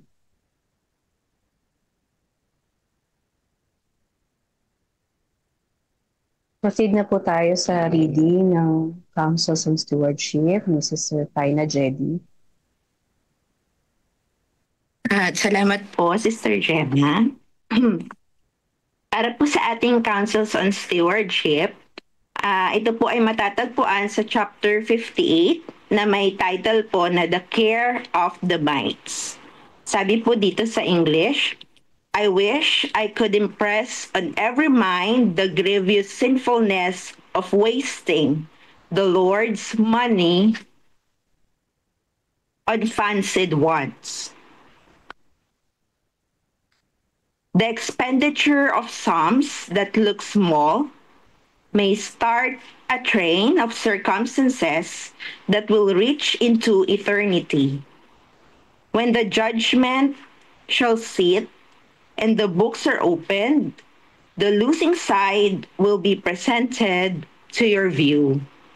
The good that you might have done with the accumulated mites and the larger sums that were used for wholly selfish purposes. Jesus does not require of man any real sacrifice. For whatever we are asked to surrender is only that which we are better off without. We are only letting go the lesser, the more worthless, for the greater, the more valuable. Every earthly, temporal consideration must be subordinate to the higher.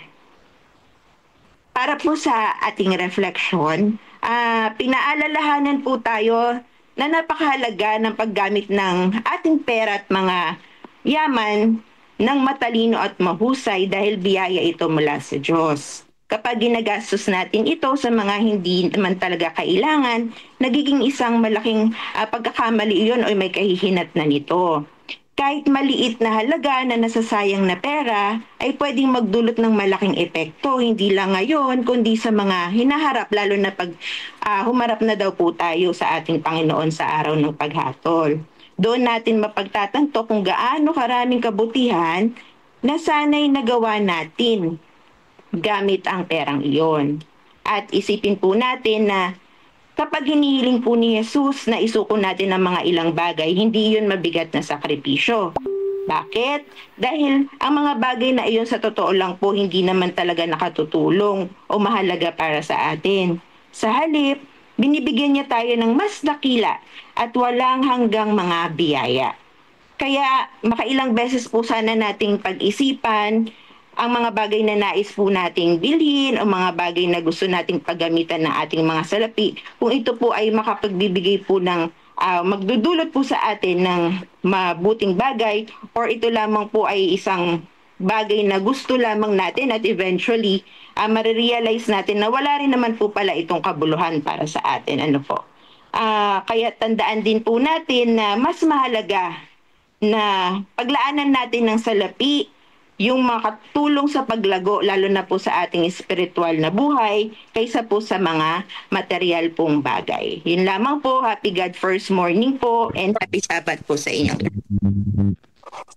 Amen. Thank you, Sister Faina. Meron pa pong gustong mag-reflect sa binasa?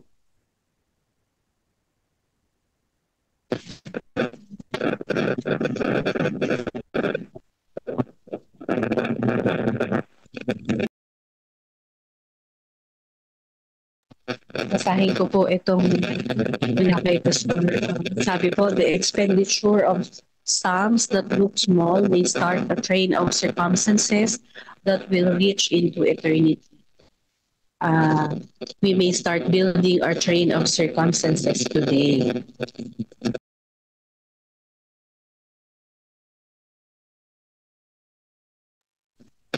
Meron pa pong gustong mag-reflect?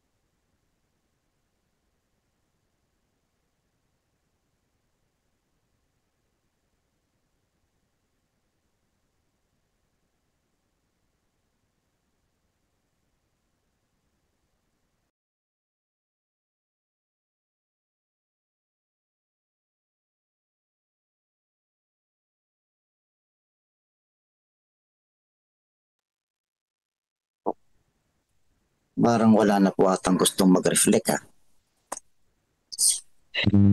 Medyo tahimik po ano ang reflection ngayon. Okay. Pero ang maganda dyan ay talagang sa bawat readings natin ngayong umaga no ay napapaalalahanan tayo talagang paano tayo maging mabuting katiwala ng ating pong Panginoon. Naalala ko tuloy yung salitang integrity. Ang sabi doon na integrity is the character authenticity. So pag tayo ay mayroong integridad, ito yung kabuuan ng ating likas bilang katiwala ng ating Panginoon. At kapag pinag-usapan po natin yung financial integrity ay tumutukoy din sa ating pong katapatan sa pananalating ipinagkatiwala sa atin ng ating Panginoon. At ito ay namamaximize natin sa pamamaraan kung paano natin ginagamit sa gawain at ipinagkakaloob sa ating pong Panginoon. Kaya nga mga kapatid, habang tayo po ay magpapatuloy na masaya, tatapat sa pananalating ipinagkatiwala ng Panginoon sa atin para sa mas malawak niyang gawain, ay nabubuo naman yung likas natin, nagiging authentic yung Christian character natin bilang katiwala ng ating Panginoon, na nagiging solid ito at nailalapat sa likas ng ating Panginoong Hesukristo. Kaya mga kapatid, magpatuloy po lang po tayo sa pagiging mabuting katiwala ng ating Panginoon sa lahat ng mga bagay. Whether it be financial, yung karunungan, relationship man ito, talento na mayroon tayo, i-maximize po natin ito para sa kaluwalhatian ng ating pong Panginoon. God first morning po. Amen. Thank you po.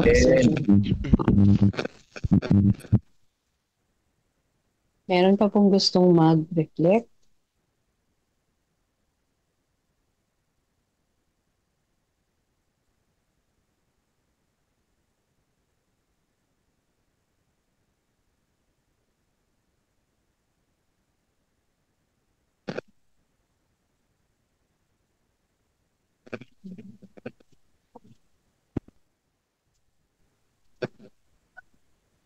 Happy God first morning po. Yes po. Pwede po akong mag-reflect. Morning po. Opo.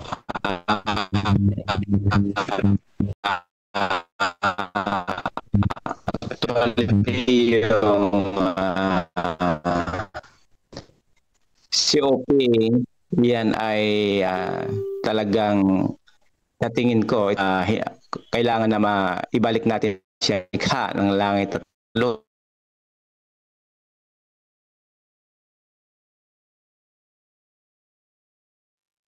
Pastor Rigor, yung audio nyo po hindi po magandang choppy po. Hanap po kayo ng magandang signal po.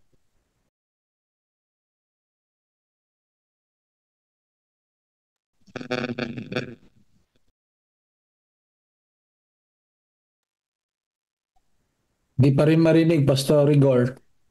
Hanap po kayo ng magandang na malakas yung signal.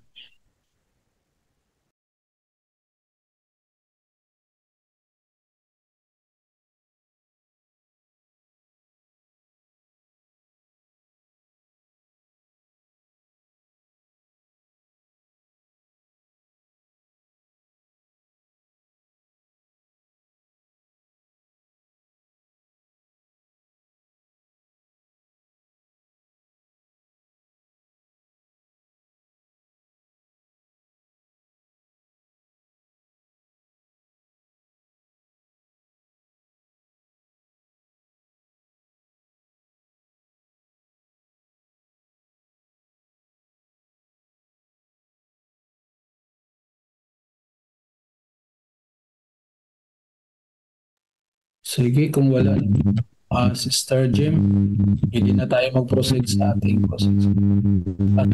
Sige po. Sa ating po pala, sa ating po. Acts prayer. Okay, sige po. Bago po tayo mag-acts of prayer, yung po muna ating silent prayer, wag po natin kalimutan ang mga pangalan na nakasulat po sa commitment cards, ang evangelistic crusades, church activities, evangelists, care groups, at ang mga interest po natin sa ating mga Bibles study ministries, ang mga LEs po, ang church, ang ating mga CLPM leaders. Amen mga kapatid. Ayan na po. At naging busy sa pagkayak ang ating mga kaibigan doon sa CLPM na po. May reflect pa sana ako pero i-close na natin dito. Kasi gagayak pa rin kami, no? At maglalagay pa ako ng lesson review natin para mamaya sa aming care group. Yan, po. So, maganda naman yung lesson. Isa-isa natin yung mga puntos. Bagamat na naipaliwanag na, ulitin lang natin para mabilis. The care of the mites, sabi dito, no? Ano ba yung the care of the mites? Ang unang punto na sinabi dito, gagamit ako ng AI, mga kapatid, ano? Bagaman may kumukontra sa paggamit ng AI, hindi tayo magpapadala doon kasi ayan ay technology na ibinigay sa atin para mas mapadali ang mga bagay. Ano sabi dito? Pag-iingat sa maliit na halaga. So madalas nating isipin na ang maliit na pera o bagay ay baliwala. O sabi dito, no? Mura lang naman bibiliin ko na ito. Konti lang naman.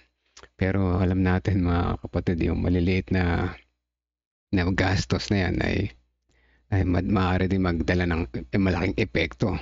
Naku po. Kasi nga, maliit lang naman, din na natin ibinigay sa Panginoon. Maliit lang naman kinita ko, hindi ko nabibigay yung 10%. Wala nang matitira sa akin eh. Maaari daw yan maka-epekto sa walang hanggan. Naku, napakasakit nito, no? Dahil sa maliit na halaga, naging epekto pa ng iyong pang walang hanggan, no? Diba? Ano pa? Ibig sabihin daw, bawat sentimo o maliit na yaman na ipinagkakatiwala ng Diyos sa atin ay may pananagutan tayo. Yan, ano? Kung gusto mo raw pagkatiwalaan ka sa malaki, mga kapatid, dapat ka maging katiwa-tiwala sa maliit. Kaya yung maliit, napakalaking bagay. Ano? Sabi nga sa kasabihan, walang malaking nakakapuwing, mga kapatid. Ano? Walang malaking nakakapuwing kundi yung maliit. Ano? At pangalawang punto, yung kasalanan sa pagsasayang. May kasalanan daw pala sa pagsasayang. Ano? Bakit? Tinawag itong grievous sinfulness, sabi dito sa lesson, no?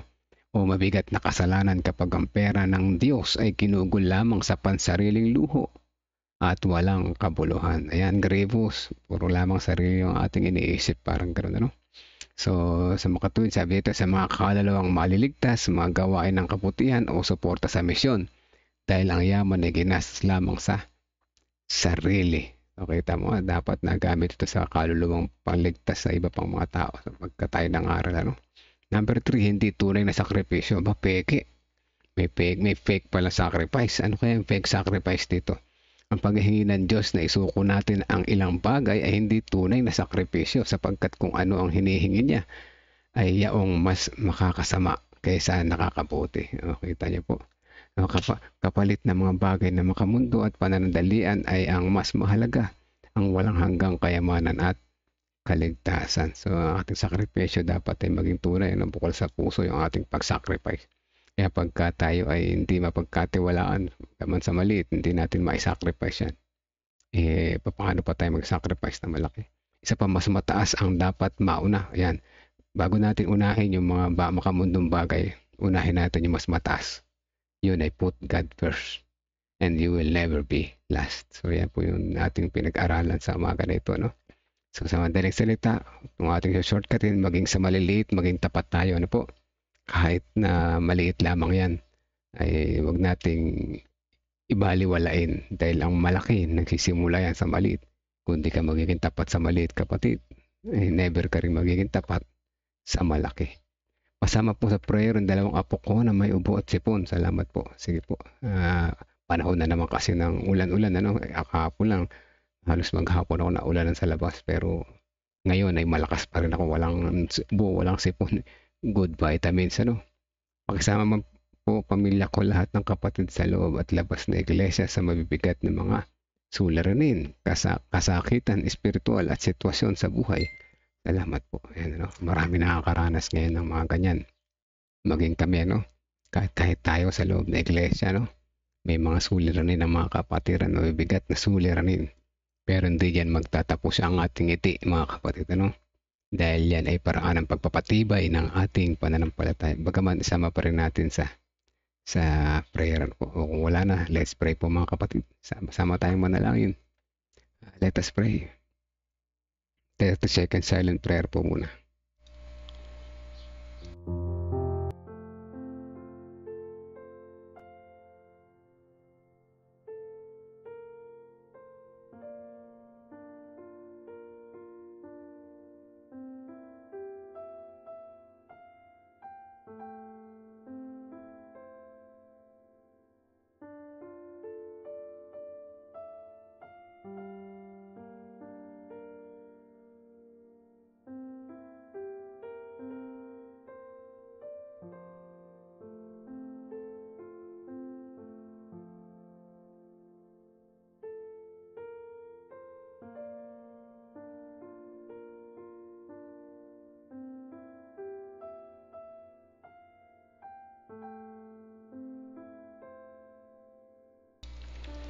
Tayo po'y manalangin mga kapatid.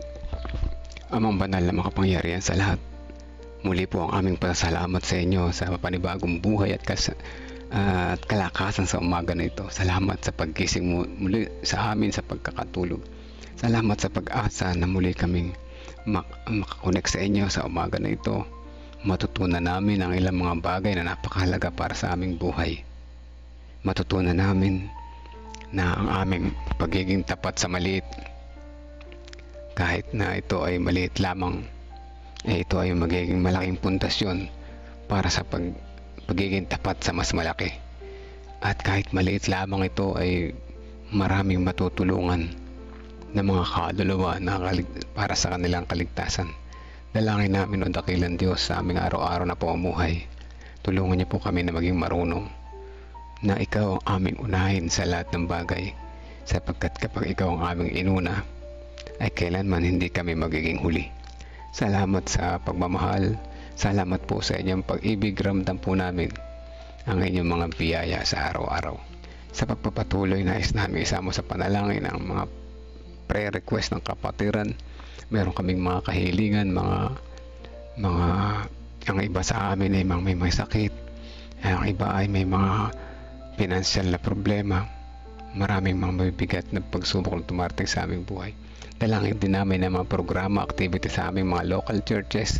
Merong mga nagko-crusade, merong mga nagwe-week of prayer, merong mga mag-evangelism, merong mga mag-revival kagaya sa amin sa Gapan.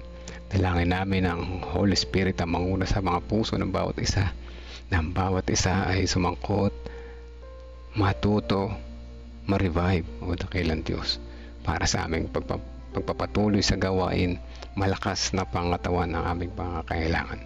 Dalangin din namin ang mga prayer request ng bawat isa na narito ngayon.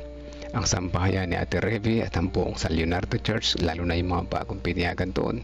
Gayon din naman ang sambahayan ni Sister Teresita Dairet Reyes, ang kanyang buong pamilya. Kasama na rin sina Sister Sweetie at ang kanyang mga mahal sa buhay, si Nanay Nerissa, si Veronica at ang kanyang iba pang mga apo at yung kanyang mga kamag-anak, maging sa loob at sa labas ng iglesia, ang lahat ng mga nabibigatan sa buhay o dakilang Diyos. Dalangin namin ang mga ganoon din sa mga kalusugan, mga may sakit na pampisikal at gayon din sa espiritual na mga sakit. Nawa ang inyong pag-ibig ang baranasan ng bawat isa sa aming pamilya. Dalangin din namin ang sambahayan ni na Ma'am Feby, Kuya Abner, sina Ma'am Rachel Suarez, gayon din ang kanyang buong pamilya, ang guys, parents, pupils, and teachers. Gayon din ang programa sa aming church, the Children's Sabbath, na mga parents ng mga bata ay makarating sa aming church at makinig at makita ang iyong kabutihan sa banal na araw ng Sabat na ito. Dalangin din namin ang sambahayan ni Sister Nancy at ni Brother Esmin at ang buong kanilang iglesia na sasakupan ay patuloy na sila ay magliwanag, maging magandang halimbawa sa bawat isa at matuto kung paano ang pagiging tapat na katiwala ay napakahalaga sa aming buhay. Dalangin din po namin ang sambahayan ni Sister Wilma Fernandez, ang sambahayan ni Sister Belinda Salvaña, ni Sister Job Barrientos Montigo, gayon din ang sambahayan ni na Sister Gina Salazar, ni Kuya Monching, Kuya Melchor, Kuya Narasing Calas, kasama na rin sina Sister Nympha Rivera sa kayong kanyang relatives sa Bukidnon. Gayon din ang sambahayan ni Sister Neneng at ni Brother June, yung kanyang dalawang apo na may ubo at sipon. Hipuin niyo po sila, O Diyos, ng inyong mapagpagaling na kamay sa pamamagitan ng mga local na vitamins na tulad ng pag-inom ng kalamansi ay isang mapakagandang kagalingan na nagmumula sa inyo na makatutulong sa kanilang kalusugan. Dalangin din namin ang iba pang mga kapatiran na narito ngayon na hindi namin nabasa ang kanilang mga pangalan, ngunit kasama namin nanalangin. Bantayan niyo po kami sa banal na araw ng Sabat na ito. Malayo kami sa anumang mga tukso ng sanlibutan, lalo na sa paggamit ng cellphone sa banal na araw ng Sabat na ito, sapagkat hindi ito kalugod-lugod sa inyo. Maraming salamat po sa pagtinig sa aming panalangin. Patawad po kung saan kami nasumpungan hindi tapat. In Jesus' name we pray. Amen. Amen. Amen mga kapatid. Ano po? Ayan, happy Sabbath po sa lahat at salamat sa mga prayer warriors. Ang oras ay 5:52 ng umaga at tayo ay pinagpala ng Panginoon. Hindi naman masyado madilim ang kalangitan. Siguro naman hindi uulan na at least makarating tayo ng church. Maging maganda yung maghapon, di mainit. At tayo ay maging masaya sa pagsamba na po sa ngayong araw na Sabat na ito. Ayan, at hanggang dito na lang sa umaga na ito. Mag-aaral pa ako ng lesson review para aking i-share din naman sa ating mga kapatid sa iglesia. Maraming salamat po sa mga nag-response, Sister Neneng, Nanay Nerissa, sa iba pa mga nandiyan sa live at sa mga nakikinig dyan sa background. Ano po, maraming salamat po sa inyo at God bless po sa ating lahat. Muli, put God first and you will never be last mga kapatid.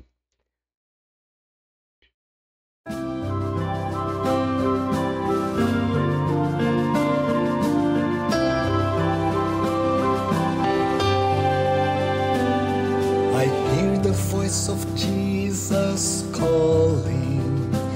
My answer is, I will go. I see the need of people crying. My answer is, I will go. I go to share the message of love. share the blessed hope. But if I get discouraged, I call to Jesus' help.